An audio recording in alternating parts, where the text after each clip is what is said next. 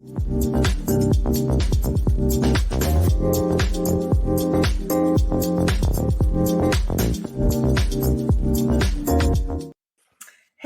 and welcome to Finance Conversations. This is the 52nd episode of the Merging Life and Money Show, and I am delighted to be here today. For those of you who do not know me, I am your host, Marie-Jo César. I help professional women bridge the gap between life and money by teaching them the relevant financial skills and knowledge they need to take control of their money, manage their finances, and understand that they can live their best life with the money they have. Thank you for joining in today. If you are watching the replay, make sure to type #replay in the chat and leave me some comments and questions. Welcome, welcome, and welcome. I come to you live every Thursday at 5 p.m. Pacific Standard Time to share valuable information about how to achieve financial wellness and live your life with means and meaning. Today, my special guest Stewart Bruce will be talking about grant writing strategies for nonprofit. Okay, Stewart Bruce is a grant specialist. So far, he raised in excess of $10 million for a variety of nonprofit and government organizations. He offers strategic advice, coaching, grant review, and funding research services. His proven 3-step strategy to find OPM, which stands for Other People Money, is a foundational base for everyone seeking other people money to support their own organizations. Welcome, Stewart, to the Merging Life and Money Show, and welcome, followers and listeners. Thank you for joining in today. So grab a pen and a notebook, as you might want to take some note to discuss them further with family members, friends, colleagues, whoever you want to, because it is about sharing values that could benefit others. So if you have any comment whatsoever, make sure to put them in the chat as well as questions, okay? So, and as you may know, the main objective of the Merging Life and Money Show and my very strong why is to empower as many women as I can with what I know about money and finance. As I mentioned a few moments ago, today's show is about grant writing for nonprofit organizations. And to give some context to today's show, I will note that nonprofit organizations can and do use several sources of income to help them fulfill their missions. They really rely substantially on fundraising, particularly through charity events. And as you know, with the advent of the pandemic, the remote world became the way, and nonprofit organizations had to deal with event cancellations and look more to private contributions and grants to remain afloat and achieve their missions. So we will be talking about the whole grant writing process, which is needed now, and focus on its main 3 components, which are having a great idea, finding a funding source, and writing the narrative.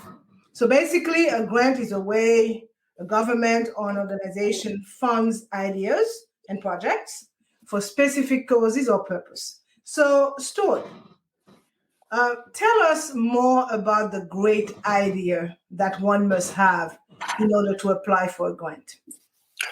Well, first off, let me say thank you very much for having me on your show this week for your 52nd episode. I've been doing this for over a year now, which is pretty exciting. So I'm very happy to be here today and happy to talk about grants, one of my favorite subjects. So in terms of what makes a great idea, there's really 6 components that I see. First off, your idea should be innovative. It's that you don't want to do the same old thing that everybody else is doing, but you want to have an innovative idea that sort of attracts the funder's attention that your idea has some merit. The idea doesn't necessarily have to be innovative and new just to you, okay? It's possible that you could find maybe a larger organization that you have some contact with, and you see that they're trying a new innovative idea, but this idea has not been tried in your city or your area. So not necessarily had to be absolutely innovative, never done before, but new to you and something that's going to attract the attention of funders. So innovation is always good. The second thing, and I can't stress this enough, is that any good idea has a lot of partners. So any nonprofit organization, you really can't live in this little bubble just by yourself. You should be creating a network in the community. You should be identifying partners for projects. And of course, the time to do that is not when you're applying for a grant, but to lay that groundwork down in advance so that you have these connections and possible partners. So when you see an opportunity and you have a great innovative idea, you can immediately connect with some partners, talk it over, and get them on board to your idea. The other important thing is for any nonprofit, any nonprofit would have a mission. So whatever your idea is, it actually has to address a real community need. So not some pie in the sky thing like, hey, I'd like to have new automobiles for our workers or something like that. But, how is that impacting the community and addressing your mission to provide services to your community? Now, the next thing that I always try to tell people is that, any idea that you have, really should have what I would call realistic and measurable objectives. So you might say like, hey, I'm going to end poverty in America. Okay. Now, see, that's a great thing, but it's really hard to measure. So typically a good idea would have a targeted focus on addressing a specific objective, something that you could measure, because the funder who might give you money wants to know if you've actually achieved your objectives and if you reduce the problem that you're trying to address. So you want to be realistic about what you're trying to do. The next thing is with any organization, and Mary Jo, I understand, a lot of the professional women that you may help, they may not be running a nonprofit, but they may be on the board of directors or sort of advising the nonprofit. So if you're a member of a nonprofit, before you go chasing around money, you've got to make sure that you have organizational buy-in to your idea, that your board is behind you and you have their support. So you just can't go charging off without this sort of organizational buy-in. Now, if you're in a larger organization, that might be the administrator or the president of your organization. You got to get them on board, because ultimately they're going to be the ones that sign the grant application. And you can't really go to them at the last minute and go, hey, this great idea and the funding's due tomorrow. No, you got to lay that groundwork in advance for organizational buy-in. Now, the sixth is, and this is very important as well, it kind of ties in with the addressing a community need, but you've got to try to use client input to develop your idea. So the stakeholders that you're trying to serve, how did you consult with them to make sure that your idea is actually going to address stakeholder needs of your organization? So those are the 6 elements of a great idea. Yeah, so thank you so much for that. I'm just going to try and repeat them again. You talked about the idea has to be innovative, has to involve lots of partners, have to address a real community need, and has to be realistic and measurable. And of course, you have to have the organization buy-in. And last but not least, you have to have the client input as well. You have to use that to develop the idea. Okay, great. Thanks for that, Stewart. Now, tell us more about the next step, which I anticipate will be finding a funding source. So how should one go about it? Well, first off, you've got to have a mindset of waking up in the morning and going, where's the money? It's you've always got to be looking for funding, so one of the things that I like to suggest to everybody is that you really got to have a strong networking community. So let's say that you're an organization like a social service organization, for example, providing some kind of service to stakeholders in your community. Maybe it's you're helping out mothers that are undergoing maternity, for example. Well, you should be networking with other similar organizations such as yours, typically larger ones, that have funding streams. Have a network with them so that when new grant sources pop up, new opportunities pop up, that you're looped into that network so that you're made aware of them. Of course, the worst thing that can happen is that a new grant opportunity appears, and because you're not really networked or paying attention to your market sector, you miss the grant entirely and don't even realize it until after the deadline's done. So networking is critical towards finding funding sources. Now, what I recommend to people is that, if you're really serious about trying to raise money, everybody's busy. It's very difficult, but I suggest that you carve out 15, 20, maybe 30 minutes a day and start searching. Like, let's say you're, whatever your cause is, you can go funding for what I do, and start developing some sort of search routines in Google. It's best to put them in a document so you can kind of run the same searches. But definitely, you've got to do some research. You got to put some time in to trying to find available funding sources. Now, of course, the question is, who has that money, or as I like to call it, OPM, other people's money? Well, federal sources are pretty good. Typically, a federal source would require uh, a much larger effort to write the grant. I'll make a plug for my favorite grant of all time, which would be the U.S. Department of Agriculture, Distance Learning, and Telemedicine. That probably makes up about 4 or 5 million of the 10 million that I've raised over the last decade. State sources, whatever state that you're in, states will have various programs to sort of provide funding opportunities. Of course, you have private foundations. Private foundations are kind of a special category. Some of them have open opportunities, but a lot of times, a lot of the bigger foundations, you have to do a little bit of research so that if you're in this, like Mary Jo, you do the work with professional women, you're promoting the idea of networking. Some of you may have contacts that are on the board of a private foundation. So typically my experience with the larger private foundations is it doesn't hurt at all to have some contacts within the foundation, especially if they're on the board, that can give you some tips and advice and help secure private foundation funding. Of course, local businesses are always a great opportunity. Walmart every year, they give away money. Typically, most of the grocery stores do. But you want to sort of understand who the large industries are in your community and do some research on them and kind of figure out if any of them have their own sort of industrial foundation. Typically, the company foundations only will give money in communities where they're working. So if you have, say, a GM auto factory in your city, GM is probably a great source to go after some funding for your nonprofit.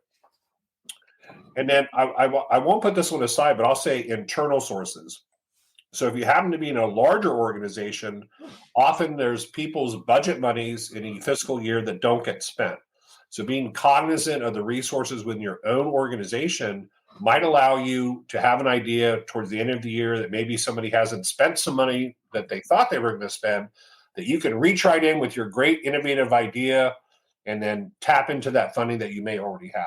But you've got to kind of stand out from the rest of your organization to secure those funds. So some of the research tricks, basically I do a lot of web-based research. As I mentioned a little bit earlier, I like the idea of sort of documenting search terms, putting them in a Word document so that way you can be kind of consistent in your Google searches. Using different search engines. If you go to Google, you get one result. You go to Yahoo, you'll get a different result. So use a couple different search engines to look around. And then bottom line is, wake up every morning and go, where's the money? It's just like, where's the money? And then networking again, I'll end on that. You want to let everybody and their brother and sister know that you're looking for money. Let your coworkers know, let your friends know, let your network know, because someone else may run across an opportunity. And if they know that you're looking for money to fund this great idea that you have, then they might let you know, like, hey, I heard of this grant opportunity. I know you're looking for money, but if you don't reach out and let people know that you're hungry, you need money, then you might miss those opportunities. So. Okay. Well, thank you so much, Stewart, for that. So what I retain, you said a lot of good stuff here, but the key point that I retain the networking, the power of networking, and of course the huge power behind research. So research, network. So thank you for that good information. Now to the third and last point for today's show, which is really putting it all together. Okay, you had your idea, you got your the way of to say that putting it together, finding the different sources, etc. So now you have to write the narrative, right? So talk to us about the best strategies to pen that great idea and all the relevant research that was conducted for that purpose. Sure. So I guess I'd start off to say is that when you first come up with an idea, one of the things that you should do right away is you should write what that idea is. So I'm very fond of the concept of what's called a white paper. So a white paper would be a 2 to 3 page document, a very high level strategic overview. You'd have a paragraph or an introduction. You'd have a body that talks about your idea, and you talk a little bit about the budget that you need to do it. So you start off with that 2 to 3 page white paper, and then you can start sharing this idea within your network, within your organization, like, hey, this is my white paper concept for this idea. What do people think about that? And you can start getting input right away. So that 2 to 3 page white paper then forms the basic foundation block. When you actually have a funding opportunity to go after, you already have words on paper that talk about your idea. You've already got some input, and you're already starting to do editing. So really, for me, the key to good writing is rewriting. So you're going to kind of massage that. You're going to write it again. You're going to read it. You'll add some new thoughts to it. But you start to develop your idea way before you have the funding opportunity, although there is an exception to that, which I'll bring up at the end. So what I like to do is that when I have a great idea and I have a funding source, the first thing I do is I don't necessarily start writing immediately. So I would do what I call, I'm going to plan what is my strategy for writing. So, the first thing I look at immediately, of course, is what's the deadline of the grant. So if you find out, on a Tuesday that there's this great opportunity and the grant's due Friday, then you have to think and you go, can I whip this out in 3 or 4 days, this big grant narrative? Now, I'll tell you that normally you can't do that. I myself have actually done that. Find out about a grant on Tuesday and submit it on a Friday. Actually got a $500,000 grant that way. But I had all the legwork done in advance. I had my network, my community. I was able to call people and go, hey, I know it's Thursday night, but I need a letter of support by tonight. Can you help me out? And you can't really cold call people to do that. You've got to sort of tap into the network that you have. So the next reality check is, how many pages is it? Now, if you're applying, for example, for a federal HRSA grant, typically they're kind of daunting. You get this note that says, please limit your narrative to 50 single-spaced pages. Okay, so that's a lot of writing. And you may look at that grant like that and you may go, I just don't have the time to write a 50-page narrative. It's just too much for me. So you may abort, basically. And that's sort of the reality check. Now, when you're going after these larger grants, it might be helpful to have a team supporting you. Maybe have someone going down and get letters of support. But basically, doing it solo, you got a reality check. Can I actually get this done in time to submit a reasonable application for funding? Now, the next big part of strategy for me for writing is I always reread the application. So I'll print it out. I'll sit there and I'll pore over it line by line to make sure that I'm picking up all of the details that the funding agency might want. I then take that and I develop a checklist. Step one, I've got to do this. I've got to secure matching funds. I need letters of support. I have to write the narrative. So I have a checklist of all the things that I have to get. I may have to have special forms signed, for example, legal conditional agreements that have to be signed. In an organization, if you have a form that needs to be signed and maybe you need your CEO or president to sign it, you just can't go to them at the last minute and put some like 9-page legal federal form in front of them, ask them to sign it. They may want a lawyer to look at it or time to review it. So these are things you have to sort of plan for. And then, of course, you have the timeline. When's the deadline? This is how much time I have to work on it. This is when I need my partner letters in. I'm going to want to have other people review my narrative before I submit it. So you've got to make sure you have a timeline that allows for that kind of activity.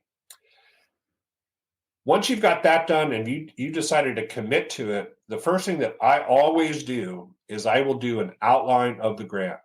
So I will look at the funding announcement. Typically what I'll do is I'll look for the different sections that they may want. Obviously, they want a narrative. They're going to want a budget. They want a timeline. All these different pieces. Each grant can be a little bit different, but I will do an outline.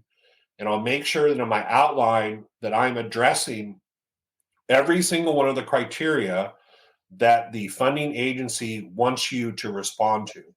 Typically, what I will do if, let's say, the introduction is worth 5%, but the budget narrative is worth 40, I'll put those percentages in there. So let's say I have a 10-page limit, and I know what percent of the score for each section. If the budget narrative is 40% and I have 10 pages, well, I'm going to commit at least 4 pages to the budget narrative, right? So I'm going to try to make my response, the length of my response match the weight of each section that's on the application. And this can best be handled in an outline. Don't just sit there and start writing away. Have your outline. And then what I'll do is I'll take the outline and I'll basically use my outline and I'll start drafting my different pieces into it and just start writing. So that's basically, what I do. I'm not necessarily the world's best writer. Okay. I'm not on the New York Times top 10 bestseller list. But grant writing is a very particular kind of writing. It's what I call persuasive writing. So I will say that I always try to put things in a format that's easy for the reviewer to understand. So there's an old saying in writing, especially persuasive, basically a 3-step. You're going to tell them what you're going to tell them, and then you're going to tell them, and then you're going to tell them that you told them, right? So you're basically hitting it in 3 spots. I tend to like to use bulleted lists, like, I'm going to address these 3 key components of the narrative. Bullet 1, bullet 2, bullet 3. And then I'll go through and I'll basically go into details on each of the 3 bullets. And at the end, I'll wrap it up in a summary and basically tell you what I've already told you 2 times before. But as a reviewer, and I'm actually I do federal grant reviews right now for the Department of Justice. And let me tell you, I got a stack of 15, heavy duty applications, and I'm reading through them. And as a reviewer, and I have a full-time job, right? So I'm doing this at nighttime or on the weekends. If I start reading your narrative and I can't understand what you're saying, then your score is going down, right? Good, yeah. It's going down, and it's make it easy and understandable for people to read. And then remember, writing is rewriting. Okay, so once you have your narrative done, you've got to have enough time in the timeline that you can share it with a few other people, get their comments. Sometimes when you get engrossed in writing, like, you just miss things because you've read it so many times that another set of eyes is always a good idea if you have time to do it. So, well, here you have it. I mean, writing a grant is an art, and I would even say sometimes it's a science. So you have to account for all the percentages and the number of pages and all this and all that. It is not something that you decide to do today for tomorrow, clearly. The other thing I'll tell you too is that this is something that I found is that if you're paying attention and you're doing research and you're networking, a lot of times a new grant opportunity will appear. Okay, so I found this most with state and federal. If you pay attention to the budgets of these bigger organizations, you might see like, hey, they have a new program they just authorized to do this, right? So this comes out in the new state budget, but it's so new that maybe everybody doesn't know about it, right? So this is where I come up with one of my favorite sayings: the early bird gets the worm, right? So if you catch a new opportunity showing up, the best time to apply is the first year, because by the second year, everybody and their brother is going to know about this, and they're all going to be applying for it. So I found this to be true. Great advice. Great advice. I mean, thank you so much for all that you told us today. I mean, this is definitely a specific task. And I would tell people, if you plan on applying for a grant, you would want to know what to do. So in that case, you could head on to my YouTube channel and looked at episode 52, and where Stewart had it all explained there. So thanks again, Stewart. Lots of good information. And I am going to wind down some and sum it up. So today we talked about the grant writing process, and we focused on the three main component of that, which is having a great idea, finding a funding source, and of course, writing the narrative. So let me give you my last thought on this topic. So grants are an excellent source of funding, without a doubt. And statistics show that each year, foundations distribute approximately 50 billion with a B to nonprofit groups, okay? So the money is there. These grants are available for a wide variety of charitable organizations and initiatives. And they are a critical lifeline for many organizations, accounting for a sizable portion of any charitable organization's yearly revenue. So whilst, from what I heard a few moments ago, whilst grant writing is not a simple undertaking, it requires dedication, persistence, from what I could see, sometimes including several revisions and an attempt, right? As you mentioned, remember, writing is rewriting. Yep. And Mary Jo, yep, somebody's going to get the money, so it might as well be you. Yeah, totally. And as you mentioned, you need to do your research and compile accurate statistics and data in order to create an educated argument for your application. So additionally, you will need to carefully, I would say, consider which awards are a better fit for your organization. And you must make sure that you satisfy all eligibility requirements and that the grants limit aligns with your fundraising strategy, because it's a lot of work that gets into it. So you wouldn't want to get into this and realize that there is no alignment there. Okay?